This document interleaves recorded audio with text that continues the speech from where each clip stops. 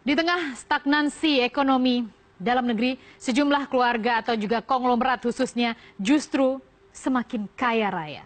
Menurut survei Forbes, majalah bisnis asal Amerika Serikat, nilai total 50 orang terkaya di Indonesia melonjak dari 99 miliar dolar Amerika menjadi 126 miliar dolar Amerika. Atau sekitar lebih dari 1.700 triliun rupiah. Hampir setara dengan target APBN, budget negara kita di tahun 2017.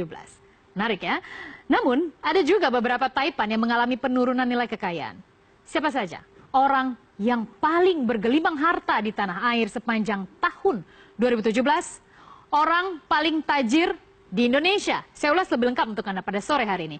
Kita mulai dari peringkat ke-10 ya. Ini yang menarik karena peringkat 10 ini baru masuk jajaran 10 orang terkaya versi Forbes, majalah bisnis asal Amerika Serikat, dan disebut-sebut memang ada kaitannya dengan tax amnesty yang diselenggarakan oleh pemerintah pada tahun 2016 lalu, dan ini tampaknya menjadi salah satu basis untuk penilaian ulang nilai aset-aset orang kaya di Indonesia. Dan kita lihat Yogi Hendra Atmaja, ini adalah pemilik grup Mayora. Dan kita lihat nilai kekayaannya ya, dari 11 miliar ataupun kita lihat nilai kekayaannya dari 11 triliun rupiah bila dikonversi dengan rupiah sekitar 13.500 rupiah nilainya. Ini mengalami kenaikan yang sangat signifikan menjadi 36 triliun rupiah atau setara dengan kenaikannya 217% sepanjang tahun 2017 ya. Anda bayangkan ya, menarik ya, naiknya 200% lebih gitu ya. Dan kalau kita bicara Mayora sendiri, mungkin Mayora Anda tahu dengan iklan yang sangat mudah diingat beberapa tahun 90-an. Tapi tahukah Anda bahwa produk-produk yang dimiliki oleh Mayora adalah produk-produk mungkin yang menjadi langganan Anda ketika Anda ke supermarket. Saya sebutkan beberapa, misalnya Anda tahu Astor, Anda tahu Coki-Coki, Anda tahu juga biskuit Roma. Itu adalah segelintir dari produk-produk yang dihasilkan oleh Mayora. Dan itulah mengapa tidak heran ketika kita rajin jajan produk-produk tersebut, mereka memproduksi dengan inovasi-inovasi produk. Kemudian itu juga tentunya akan menambah lagi pundi-pundi owner dari Mayora itu sendiri, dan tidak lain adalah Yogi Hendra Atmaja. Posisi ke-10 orang paling tajir di Indonesia. Lalu kita bergeser ke posisi selanjutnya, kita ke posisi 9. Anda akrab dengan wajah Mohtar Riyadi, salah satu juga taipan yang ada di Indonesia. Kita lihat bagaimana kekayaannya, peningkatannya dari 25 triliun rupiah meningkat menjadi sekitar 40 triliun rupiah dan kenaikannya 57,8%. Jadi kalau kita konversi atau kita analogikan dengan kekayaan kita, kalau sekarang gaji kita sekitar 5 juta, harusnya kita tahun berikutnya sudah bisa naik sekitar 7,5 juta gitu ya. Itu kalau analoginya adalah karyawan biasa gitu yang tetap menunggu gaji tanggal 28 gitu ya. Tapi kalau misalnya konglomerat kenaikannya 57% itu langsung fantastis. Langsung 40 triliun rupiah. Lipo Group Anda pasti sudah lekat ya. Anda tahu Rumah Sakit Siloam, Anda tahu juga mungkin Meikarta yang sekarang menjadi salah satu donatur, atau saya tidak menyebut donatur, atau orang yang paling rajin beriklan ya, dengan nilai iklan sekitar lebih dari 1 triliun rupiah misalnya. Meikarta juga punya Lipo Group. Berita Satu juga merupakan salah satu yang dimiliki oleh Lipo Group. Dan kemudian banyak lagi tentu perusahaan-perusahaan properti ya. Grup Lipo merupakan salah satu juga yang bermain di sektor tersebut. Dan juga sektor retail dengan mataharimall.com. Matahari juga dimiliki oleh Lipo Group. Dan tidak heran kekayaan Mohtar Riyadi naik 57,8%. Orang ke-9 paling tajir di Indonesia. Lalu kita bergeser ke selanjutnya, posisi ke-8 adalah Tahir. Ya, Anda tahu bahwa Tahir ini pemilik Mayapada Group. Anda tahu kalau Anda misalnya bergeser sedikit, ada beberapa rumah sakit yang dimiliki oleh Tahir ya. Kemudian dia juga bermain di sektor lain, misalnya beberapa sektor keuangan juga bermain Tahir. Kita lihat peningkatannya juga signifikan ya, di atas 10% peningkatannya. Kekayaannya dari 42 triliun rupiah naik menjadi 47 triliun rupiah atau kenaikannya mencapai 10,6% sepanjang tahun 2017. Tahir orang paling kaya peringkat ke-8 di Indonesia. Lalu kita ke slide selanjutnya, kita lihat posisi ke-7 adalah Khairul Tanjung. Khairul Tanjung pada tahun 2017 tampaknya mengalami penurunan yang signifikan untuk nilai kekayaan, dan Khairul Tanjung merupakan owner dari CT Corp, merupakan holding dari CNN Indonesia juga, terafiliasi dengan CT Corp. Kita lihat bagaimana nilai total kekayaan Khairul Tanjung dari 66 triliun rupiah dengan konversi 13.500 rupiah per dolar Amerika. Kita lihat versi Forbes turun 26,5% menjadi 48,6 48 triliun rupiah. Dan bila kita melihat bagaimana dengan beberapa aksi korporasi yang dilakukan oleh CT Corp sepanjang tahun 2017, kita lihat bagaimana bekerja sama dengan Prudential Amerika Serikat tentunya.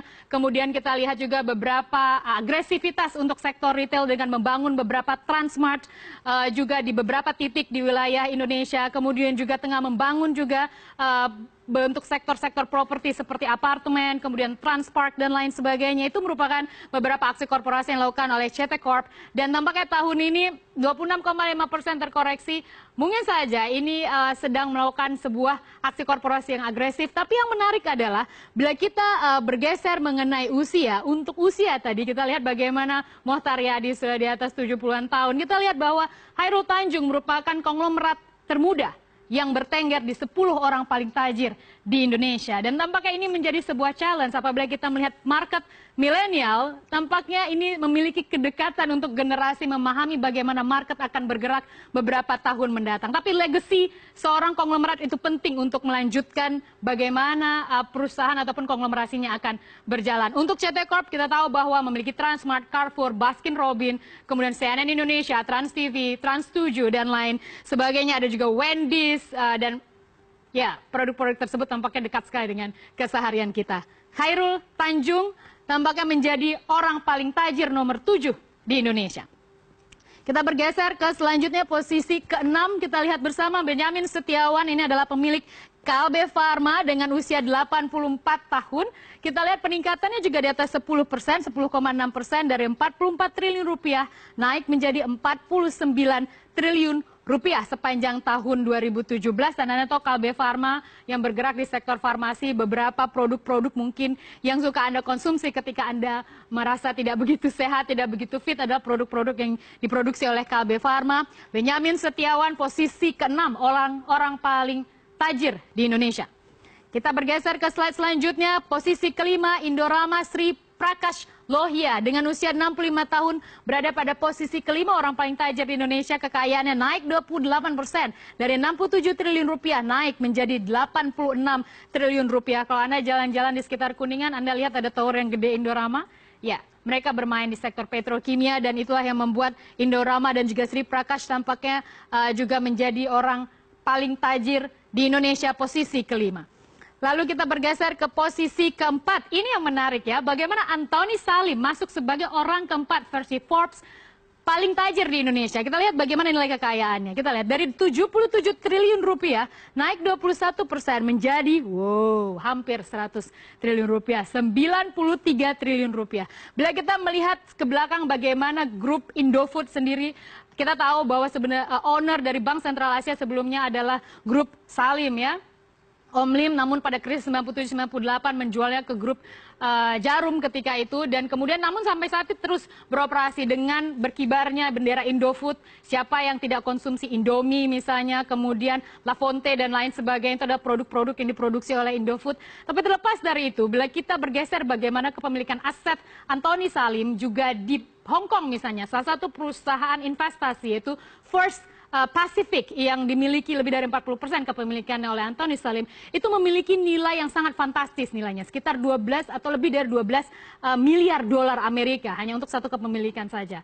Belum lagi kita lihat bagaimana mereka memiliki saham sekitar 50% di Indofood dan Indofood terus memiliki kinerja yang cukup positif, menjadi salah satu saham yang dikoleksi juga oleh para investor untuk long term investment. Dan itu tidak heran hingga akhirnya Antoni Salim kali ini masuk langsung melesat ke posisi keempat sebagai orang paling tajir di Indonesia. Lalu kita bergeser ke posisi ketiga, tiga besar tampaknya tidak terlalu banyak bergerak. Istilahnya 4L ya, lo lagi. Kita lihat posisi ketiga adalah Susilo Wonowijoyo dengan usia 61 tahun. Gudang Garam merupakan flagship ya, sebuah perusahaan yang dimiliki oleh keluarga Wonowijoyo ini yang basisnya awalnya adalah di Kediri. Kita lihat bagaimana peningkatannya 23,9% dari 96 triliun rupiah naik menjadi 118 triliun rupiah sepanjang tahun 2017. Gudang Garam dengan Susilo Wonowijoyo sebagai orang terkaya nomor 3 di Indonesia. Anda suka merokok juga? Salah satu yang Anda gunakan adalah produk Gudang Garam? Selamat, Anda yang menyumbang pada keluarga tersebut sebagai orang terkaya di Indonesia. Kita bergeser ke selanjutnya adalah Eka Cipta Wijaya. Ya, Eka Cipta melesat dari bandingan tahun 2016. Posisi kedua, usianya tampaknya yang tertua, 94 tahun di jajaran 10 orang terkaya di Indonesia. Kita lihat bagaimana peningkatan kekayaannya itu 62,5%. Kita lihat 2016 75 triliun rupiah kekayaan dimilikinya, naik langsung ke 123 triliun rupiah. Sinarmas, Anda tahu kan Sinarmas ya, selain bergerak di CPO, kita tahu tahun 2017 CPO juga mengalami rebound harganya di pasar komoditas global sehingga tampaknya juga mendongkrak kinerja keuangan Sinarmas Group. Namun terlepas dari itu kita tahu juga mereka bermain di sektor properti, misalnya Bumi Serpong Damai tampaknya salah satu yang menjadi favorit Anda kalau ingin memilih tempat tinggal yang ada di penyangga Jakarta. Dan jangan lupa juga di sana saat ini tengah ramai-ramainya perusahaan teknologi untuk memindahkan kantor mereka di salah satu titik di Serpong gitu ya. Dan itu tentu akan menjadi salah satu yang strategis untuk masa depan bagi Sinarmas yang memang banyak sekali kepemilikan lahannya di sana, karena Bumi Serpong Damai merupakan salah satu land bank terbesar untuk properti, pemain properti di Indonesia. Eka Cipta Wijaya orang kedua paling tajir di Indonesia. Kita ke slide selanjutnya adalah slide nomor 1. Siapa lagi kalau bukan? Ya, Rudy Budi dan kemudian juga Michael Hartono ya, keluarga. Dan kita lihat bagaimana Robert Budi ini juga selalu bertengger dengan Michael Hartono, keluarga Hartono sebagai bagian dari grup Jarum ya, yang memiliki saham di Bank BCA juga. Dan kita lihat peningkatannya. Wow, kita lihat dari 231 triliun rupiah, wup, langsung terbang 436 triliun rupiah, kenaikannya 88,8%, Bo. Jadi naiknya I'm speechless gitu ya. Tapi memang kalau kita menilik bagaimana Jarum berbisnis, itu tidak hanya di sektor kretek ataupun sektor rokok ya, misalnya Anda juga salah satu yang mungkin mengkonsumsi rokok yang mereka produksi. Tapi bila kita melihat ke area Bundaran HI saja, mayoritas itu adalah dimiliki oleh grup Jarum. Kita lihat misalnya Grand Indonesia itu dimiliki oleh Jarum, Kempinski itu dimiliki grup Jarum, kemudian juga Menara BCA. Satu tower itu ada berapa kantor, berapa bayar sewanya. Kemudian kalau Anda ke Grand Indonesia untuk shopping center, satu tempat untuk logo-logo atau brand-brand internasional, Coach dan lain sebagainya, itu pasti nilai sewanya, recurring income yang mereka dapatkan juga pasti sangat tinggi. Bergeser lagi kita ke Kempinski, satu kamar satu malam itu berapa harganya, dan bisnis itu diputar terus dengan melakukan diversifikasi ataupun perluasan sektor bisnis untuk grup Jarum. Jadi mereka mempersiapkan betul bagaimana harusnya mereka berbisnis. Dan jangan lupa untuk sektor retail, belanja online, kali ini mereka juga memiliki investasi ataupun memiliki saham juga di Blibli.com, juga mereka memiliki saham di sana. Jadi artinya bila kita melihat orang-orang terkaya di Indonesia, produk-produk yang mereka jual adalah produk-produk yang senantiasa kita konsumsi sehari-hari gitu. 1x24 jam, 7 hari dalam seminggu, 30 hari dalam sebulan. Kita kemanapun kita dikepung oleh produk-produk yang mereka produksi, oleh fasilitas jasa yang mereka jual kepada kita. 268 juta jiwa populasi di Indonesia berbisnis di Indonesia merupakan pasar gurih. Sepanjang orang-orang konglomerat ini tahu betul celahnya, mereka tidak heran yang kaya semakin kaya.